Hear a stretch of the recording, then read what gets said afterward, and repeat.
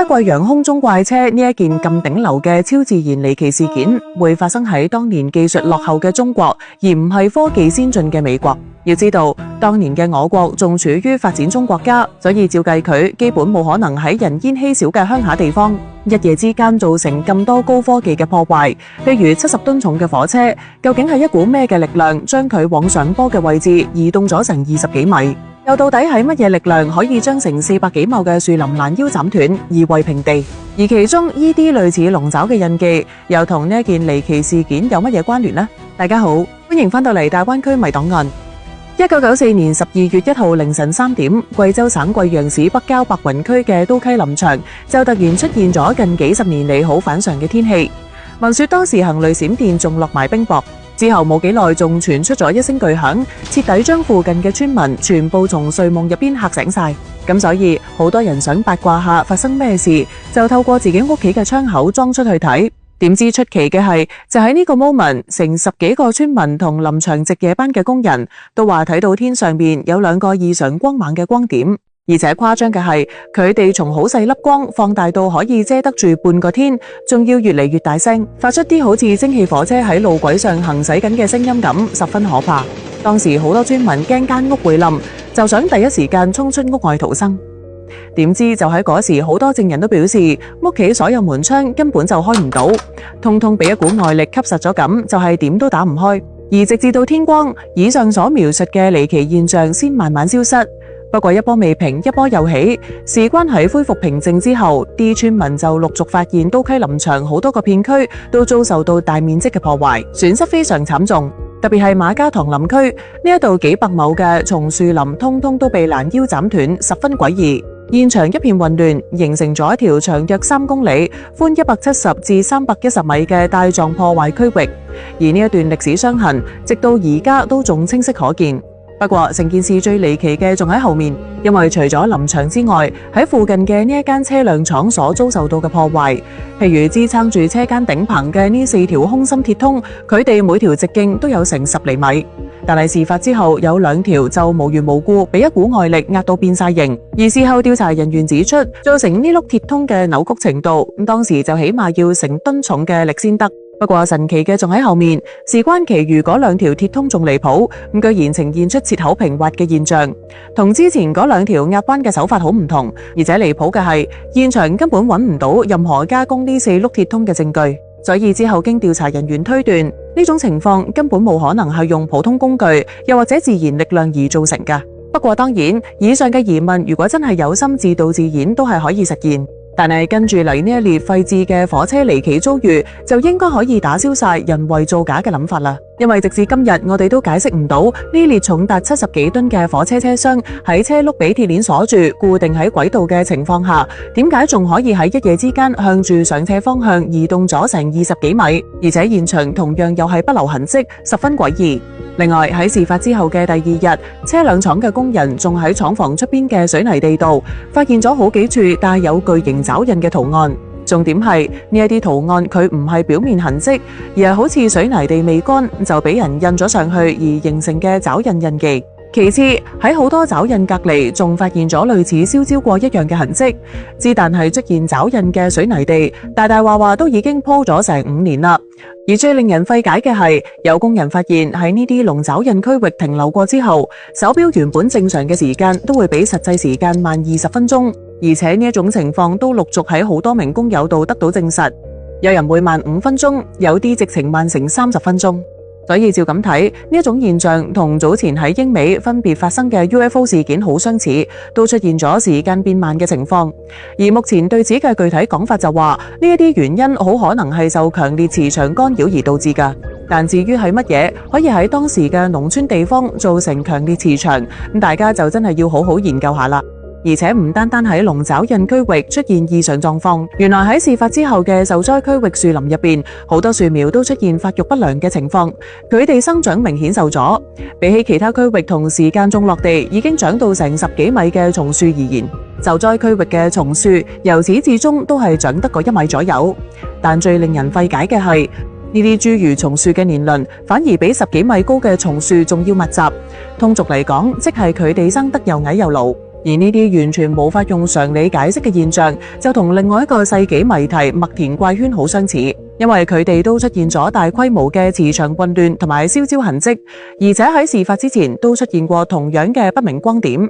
除此之外，事發地點嘅電磁異常亦都非常明顯，好似貴陽電視台嘅晚報記者去現場採訪，隨身攜帶嘅攝像機、相機都通通被磁化，無法使用。但只要離開核心區域一段距離，以上設備就又可以恢復正常運作，相當離奇。而且呢件離奇事件原來仲有後續。喺1995年初，貴州 UFO 研究會就呢件事請咗專家過嚟調查，點知喺調查期間，不明飛行物再次出現，而且今次更加多人睇到佢高速飛過。佢哋形容架飛行物係一架巨大驚人，整體有成幾百米闊，長50-60米，高大約3米嘅長方形物體。另外，仲通體散發出一種俾人感覺好高級嘅綠光。當時佢故地重遊，再次喺車輛廠上空飛過。不過奇怪嘅係，今次冇明顯嘅火車聲，亦都冇再造成嚴重嘅破壞。但唔好開心得咁早，因為呢一次故地重遊只係一場靜默嘅展示，而跟住嚟嘅第3次碰面就冇咁友好啦。1995年2月9號晚黑9點04分，中原航空公司一架從廣州白雲飛往貴陽呂莊嘅波音737客機，雖然喺14000尺嘅高空度，偵測到飛機嘅右前方出現咗一個不明物體，而且仲正向住機體方向移動。其次可以確認，當時貴陽呂莊機場屬於軍民兩用機場，所以呢個物體一定唔會係我哋人類嘅設備。另外，雷達顯示出佢嘅飛行路線非常飄忽不定。嚴格嚟講，佢係一架無視飛行慣性嘅飛行物，因為之後現身嘅佢，居然可以喺波音737客機嘅機頭前方展示出對於人類而言匪夷所思嘅左右橫移技術。更出乎意料嘅係，機組人員仲描述話呢一個物體識得不斷變化外形，一時係飛碟嘅原型，一時又會變為菱形。當時機組即刻向塔台匯報此事。隨之機場地勤亦都迅速將此事匯報俾軍方，並且好快通過軍用雷達確認咗呢架物體嘅真實存在性。只可惜多個地面防空設備嘅火控技術都冇辦法鎖定該目標，所以呢架不明飛行物喺當時可以話以一種肆無忌憚嘅挑釁方式威脅緊成架客機嘅安全。期間客機曾經多次調整高度避讓，但係點都撇唔甩呢架不明飛行物。最後塔台經軍方批准，要求客機作緊急降落，而將高度降到距離地面只有900米嘅時候，呢一架不明飛行物先至喺雷達上徹底消失。而喺整個過程入邊，足足攔截咗我哋嘅客機成9分鐘有多。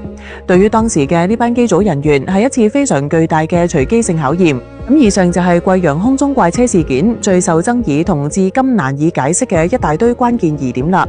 而喺呢幾十年入邊，各路專家諗爆頭去試圖解釋一連串嘅離奇現象，譬如綠龍捲、下擊暴流、球形閃電以及人造飛行器實驗等等。咁我哋先講龍捲風，佢的確可以解釋火車位移同鐵通截斷等問題。不過矛盾嘅係，貴州城70年嘅氣象記錄入邊都從未有過龍捲風嘅記載。而且龍捲風嘅旋轉力通常會將樹木扭斷，就好似扭麻花咁，所以根本同現場樹木被攔腰斬斷嘅情況好唔同。另外再講講下擊暴流呢一種假說，喺狂風雷暴加埋落冰雹嘅情況下，的確會形成呢一種罕見嘅自然現象。但係佢嘅破壞會大概率呈現輻射狀，而唔係現場指向性極高嘅帶狀分布。其次，佢同樣冇辦法解釋例如火車車廂以及鐵通切頭平滑嘅根源性問題。咁我哋再講講球形閃電，的確佢可以解釋發光體同電磁干擾，甚至樹木年輪增加以及時間變慢嘅困難問題。不過佢同樣都冇辦法解釋爪印同被切割平滑嘅鐵通問題。何況呢一種現象極為罕見，係一種到目前都未完全俾科學界理解嘅物理現象。咁講完三大自然現象嘅假說之後，我哋再講講人造飛行器假說。當然好多相信科學嘅人都猜測出現呢一種現象係某種新型飛行器嘅飛行實驗。不過由於技術尚淺，又遇到惡劣天氣，所以就導致故障發出爆炸聲之後被迫就近降落。但大家試諗下，如果真係有咁巨型嘅物體低空飛過，點解所有目擊者都只係形容見到綠色光點，而冇人講得出飛行器嘅具體外形呢？而且車輛廠嘅好多問題依然都係冇辦法解釋，所以之後就有人覺得其實呢一件係一件自編自導嘅案例，為嘅就係促進當地旅遊業。情況就好似好多人認為美國假登月咁，不過講真，樹木喺幾時都屬於寶貴資源，你故意去破壞幾百畝嘅樹林，唔通國家會袖手旁觀咩？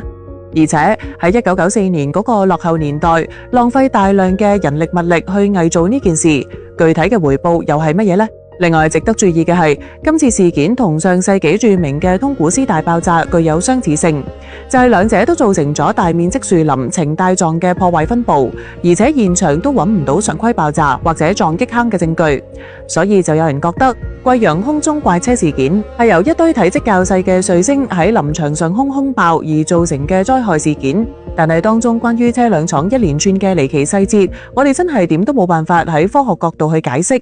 因此除咗佢，仲有咩力量可以咁高效率喺深夜時分製造出咁大陣仗嘅破壞呢？唔通真係好似科幻電影咁？當年有一架成棟樓嘅巨型外星飛船，選擇喺中國貴陽作訪問地球嘅落腳點。而由於第一次抵達我哋嘅星球就遇到惡劣天氣，所以佢哋飛咗一段時間，穩陣起見，就諗住去個人煙稀少嘅地方進行降落，並順便對地球進行資料樣本採集。因此就係咁，喺低空飛過林場嘅時候，嘈醒晒班當地居民。而正正因為佢哋都唔熟悉地球，就冇意識去關閉可能會對地面造成損害嘅飛船動力裝置。所以最終呢種遠超人類認知嘅科技喺低空飛行時就造成咗強大嘅氣旋同埋輻射，導致大面積嘅樹木被攔腰斬斷、吸實門窗，甚至火車移位等等嘅情況。同時正因為咁，事後林場附近好多地方就俾呢一種科技搞到磁場混亂，例如樹木年輪增加、手錶時間變慢，而車輛廠嘅嗰4條鐵通同埋爪印，有可能係佢哋降落之後作樣本採集而留低嘅一連串證據。譬如喺低空飛過嘅時候，其中有2條鐵通就已經俾強大嘅氣旋壓彎咗，導致成個車棚都搖搖欲墜。所以佢哋見到呢個情況之後，就索性用自己嘅工具將其餘2條鐵通進行切割，令成個車棚可以穩定咁放喺地面，唔會傷及無辜。而且點解就得車輛廠損毀嚴重並發現爪印？我覺得係因為佢哋喺低空飛過嗰時就觀察到呢度有合適嘅人類文明科技可以作為參考，因而喺之後呢一班外星文明嘅樣本採集機器就喺車輛廠逗留嘅時候留低咗類似爪印嘅支撐痕跡。咁當然，以上嘅推測帶有強烈嘅主導性，所以大家將佢當古仔咁聽下就算啦。因為唔排除大概率只係我哋人類對大自然嘅認知太短淺啫。咁今日就同大家傾到呢度，好多謝捧我場嘅各位。而如果大家對呢件離奇事件有咩唔同嘅睇法，記得踴躍參與評論，分享出你嘅獨特見解。不過希望部分觀眾唔好咩都喺前面加句粗口，我哋要做個好嘅榜樣，俾下邊班細路仔睇，先至會令傳承官方語言粵語變得有意義、有價值。咁我哋下期再見，拜拜。